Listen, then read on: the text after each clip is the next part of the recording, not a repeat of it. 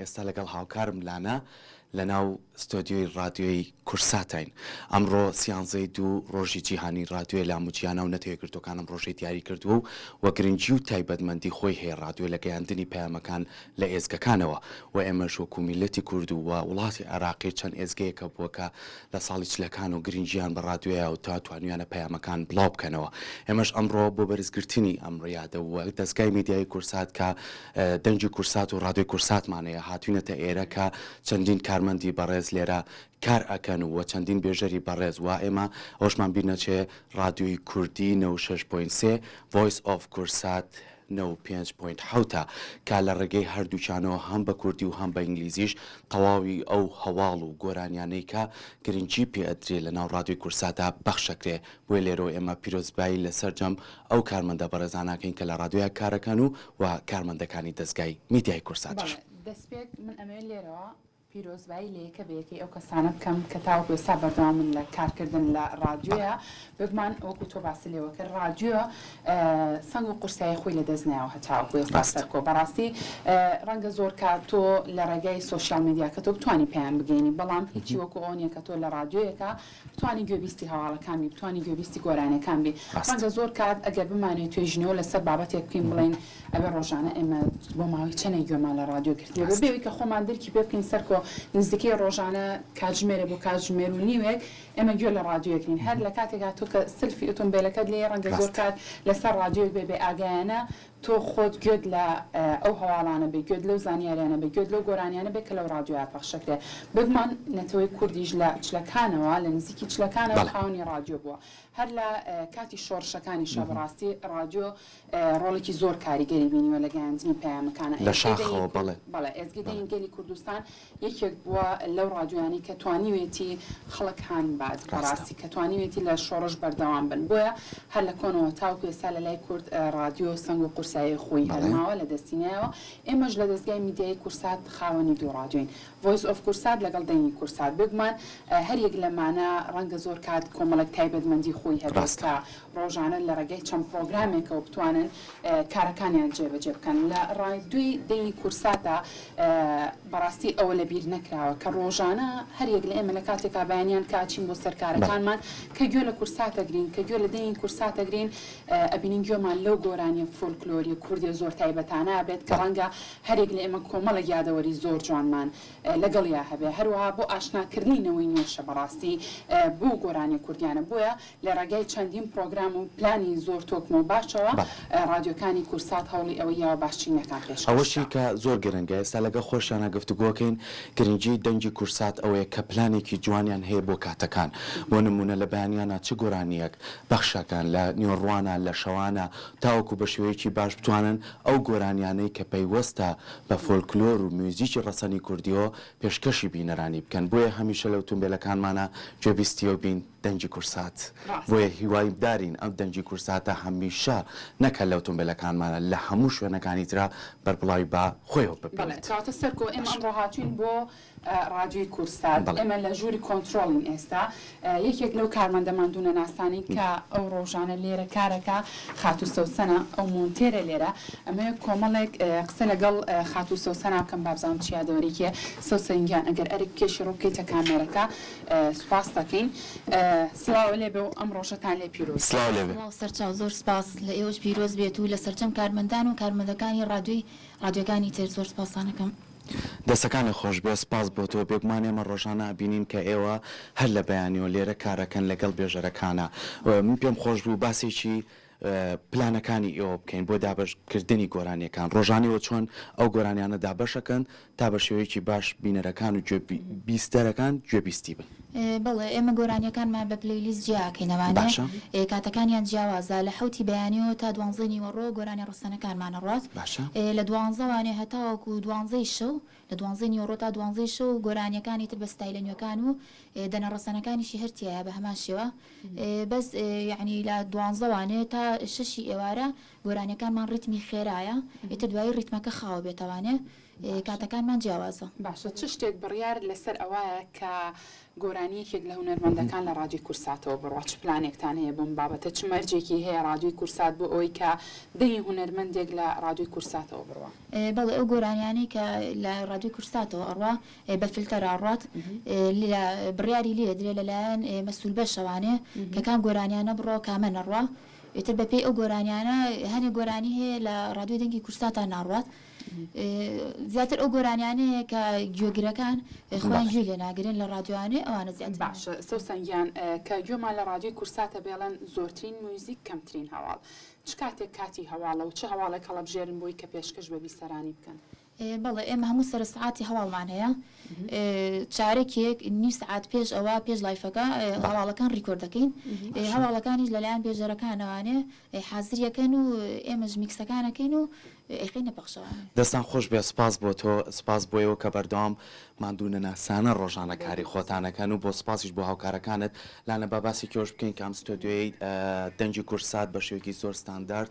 دروست کراوە بە شێوەیە کە بتوانن ئەمان کارەکانی خۆیان بکەن جام ئێستا لە کۆنتترۆلین ئەمانێ بچینە ناو ستۆدیۆکەوە بزانین چۆن پلاندانراوە بۆی کە هەم هەواڵەکان هەم خەڵکانیش لایەن ڕوون بێ کە دەنگی کورسات ئەمڕۆ بەسوورەوە بەوێنەوە ئەیبینێت بابچینە ژۆ. دەستە خۆش بە دووبارە سەوسەنگیان بێگومان ڕەنگە بۆ بینەرانیش حەز بەوە بکەن کە بزانن ڕادیۆی کورسات بۆ نمونە ستۆدیۆکان چۆنە کۆنتترۆل چۆنە وی ئەمڕۆ هەوڵەیەن پاوی ئەو بابەتانی کە گرنگ بێت لێرە لەگەڵ کارمەندانی ڕادیۆیا گفتوگۆی لەسەر بکەین. جایەکێک لەو خاتونە بە ڕێزانەی کە لەگەڵ دامەزراندنی ڕادیۆی کورساتەوە و بێژەر بۆ لێرە و ڕۆژانە ئێوە گوێبیستیە بن گوێتان لە دەنگیە بێ هەواڵەکانتان بۆ خوێنێتەوە خاتوەریڤان خانە کە ئێستا ئەمڕۆ لەگەڵمانایە خاتوەریڤان سڵاو لێ پیرۆزبایی ئەم ڕۆژ زۆر سپاس لە ئێوەش پیرۆز بێ و لە هەموو کارمەندانی ڕادیۆی هەموو جیهان پیرۆز بێ و لە هاوڕەکانم. زۆر سپاس. ئەریڤان خانمیش پیرۆزبایی خۆمتان لێ یەکەم بە هیوای بەردەوامیتان چەند ساڵە تۆ لە ڕادیۆ کارەکەی ڕادیۆ چی بە ئەریڤان خان بەخشیوە؟ من ئەزمموی کارکردنم لە ناو کورساتە 15 ساڵە بەڵام لە ناو ڕادیۆیە 11 ساڵە لە یەکی 2012 دەست بەکار بووم لێرە یەکێک بووم لە دامەزرێنەرانی دەنگی کورسات. زۆر باشە بۆ ئەمڕۆ چه هەواڵێکتان ئامادە کردووە خود لەسەر چ بنەمای هەواڵ ئاماداکەن کە پێشکەش بە بیسەرانی؟ وەڵاهی زۆرتری هەواڵەکانی ئێمە لە نیوزڕۆمی تیڤیەوە وەری ئەگرین بەپێی سیاسەتی کەناڵەکەی خۆمان ئەنجا زۆرتری ئێمە هەواڵەکانمان کورتەکەین وەکو تیڤی هەواڵەکان درێژترە بەس ئێمە خۆمان داڕشنەوەی بۆکەن جارێکی تر کورتەکەینەوە ئەوەی کە گوێگرەکانمان بێزار نەکەین. باشە هیچ هەواڵێکەیە کە ئێستا بتوێ لێرە بە بیسەران و بە گوێگرانیشی هەمیشە جۆمان لێو بووە نەماندینی ئەوە هەواڵێکمان بۆ بخێنەرەوە ئەریڤان هەواڵی گەرمی ئەمڕۆمان ئەو بابەتەی ئەمریکا و رووسیا گفتوگۆکانی پۆتن و بایدن و ماکرۆنە زۆر باشە جابێکمان ئیتر ئێستاش ئەزانین کە ئیتر لێرە چۆن هەواڵەکان خوێننەوە چۆن پێشکەشی ئەەکەن. سەرۆکانی ئەمریکا و رووسیا لە پەیوەندێکی تەلەفۆنیدا تاوتوی ڕۆژی ئۆکرانیان کرد کۆشکی سپیش بڵاوی کردەوە لە پەیوەندیەکەدا بایدن بە پۆتنی وتووە وەڵامی خێرا و یەکلاکەرەوەیان دەبێت بۆ هەر هێرشێکی سەر ئۆکراین. زۆر باشە دەستەخۆش باش ئەریڤان خان ئێوە ڕاستە و خۆ بۆن لە هەواڵەکان پێشکەشەکەن یاخود پێشتر ڕێکۆردیەکەن و دواتر لەبەرەوەی ئێمە زۆرتر ڕادیۆکەمان تەرفیهیە گۆرانیمان زۆرترە پێشتر ڕێکۆردیەکەین بۆەوەی کاتی گۆرانیەکان مۆنتێرەکان خۆیان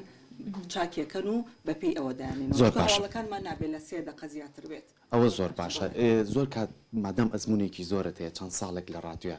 یعنی لەگەڵ هەموو ئەو پێشکەوتنانەی کە ئێستا لە تەکنۆلۆژیای و خەڵک بە ئاسانکاریەکتر بەڵام ڕادیۆ هەر تایبەتمەندی خۆی هەیە یعنی هەمیشە حەزەکەین جۆمان لەو گۆرانی فۆلکلۆرانە بێ هەمیشە حەزەکەین جۆمان لەو هەواڵانە بێ کە لە ڕادیۆچکە زۆر جار لە ئۆتۆمبیلەکانمانە زۆرینەی کارمانەکەین و بۆ شوێنە دوورەکان ڕێ تا چەند ڕادیۆ هەمیشە گرنگ بوو و هەمیشەش پەیامەکانی بەڕای من گرنگێکی خۆی هەیە ڕادیۆ چۆن لە کۆنا هەر باو باپیرانمان گویان بەس لە ڕادیۆ گرتووە لۆ هەواڵەکانیان وەرگرت و جۆبستی گۆرانیەکان بوون دڵنیام ئێستاش ئەو پێگەی خۆی لە دەست نیاوە ڕادیۆ ئەو قورسایی خۆی هەر هەیە ئەنجا زۆرتری دەنگی کورسات بۆیە بەو شێوەیە ڕنگانەوەی هەیە لە ناو خەڵکە چونکە بە تایبەتی زۆر احتیمامی بە گۆڕانی ڕەسەنەکانیەوە ئێستاش کە لە یادەوەری هەمومان ئێمە ئەو کاتە هەمووام ناو بووین گوێمان لێ بۆ بەڕاستی ئێستاش کە گوێمان لێ دڵمان پێکرێتەوە و دڵنیام هەموو تاکێکی کوردیش ئەو هەستەی هەیە ڕاستە ئەریڤان خان باسی لەوە کردتۆ نزیکەی 11 ساڵە لە رادیۆی کورساتە کارەکەی وێکمان لە ماوەی ئەم 11 ساڵە کۆمەڵە یادگاری زۆر جوانە لەم رادیۆیە تۆمار کردووی شتێکەیە لەم ڕۆژە بتوێ بێڵێ وڵی ئێمە چونکە بە تەنیا خۆمان لە ژوورەکەین و لەگەڵ لاپتۆپەکەین هەستەکەم ڕێگوایە هەستەکەم ینی شتێکی حدەسێکی وانە بەس ڕۆژێک لەبیر مە ڕۆشتمانێ لێرە سێم کرد خەسم بڕۆکلی کڕی بوو هەنجیری کڕی بوویەوە بانی گوێ لە تۆ بوو باسی هەواڵە تەندروستێکە کرد ئەها کڕمەدام ناوی خۆ بیسەران بەدڵیانجا خاصە ئەو تەمەنە گەورانە من دڵیام کە بانی هەڵەسن یەکسەر رادیۆکاکەن و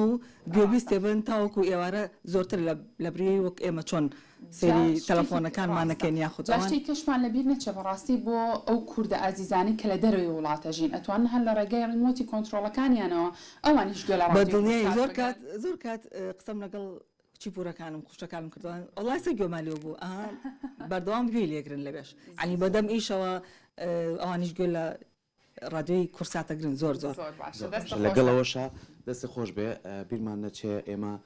ڤۆیس کورساتمان هەیە باشە لەگەڵ ئەوەی کە هەندێک لەو گەشتیاریانە و بیانیانی کە هاتوونەتە ناو شاری سلێمانی و یاخو گەشتیان کردو زۆرجار لە ڕێگەوتون بێلەکانەوە ئەتوانن گوێبیستی هەواڵەکان بن بەڵام بە زمانی ئینگلیزی کە زمانێکی ستانداردا و بە شێوەیە لە شێوەکان ئەو گۆرانیانش ئەگەر دەیان نابێت بە شێوەیە لە شێوەکان کورسات پلانی تۆکمی خۆیان هەیە بۆ ئەوی کە بتوانن باشترینەکان پێشکەش بە بیسەرەکانیان بکەن ئەریڤان خانمان دوومان کردی سپاس بۆ تۆ توانی سەرقاڵی کارەکانت بێ دەستە خۆش بێ زۆر سپاس بۆ تۆ جارێکی تر پیرۆزبایی ڕۆژی جیهانی رادیۆ لە هەموو کارمەندانی رادیۆیەکن لە هەر شوێنێکن لەم دنیاە ومێدمانە بتوانن بەتایبەت دەنگی کورسات چۆن بۆ گڕوتینەوە کامیشە بەردەوام بوون لە کارەکانیان هەر بەو شێوازە ئەم ساڵیش بەو شێوازە بن سەرکۆی شترمان ماوە لەسەر رادیۆ تەنهاومان ماوە کە پیرۆزباییان لێ بکەین جارێکی تر بە هیوای سەرکەوتن دەستخۆشی بۆ تەواوی ئەو کارمەندانی لە رادیۆیا کارەکەن و کارمەندە عزیزەکانی خۆشمان لە دەستگای میدیایی کورسات هەمیشە بەردەوام بن و بتوانن زیاتر خزمەت بکەن تاوەکو بە شێوەیەکی باش پەیامەکان و ئەو ڕسەنایەتێک لە میوزیک و فۆلکلۆری کوردیە هەیە بە شێوەیەکی باش پارێزکاری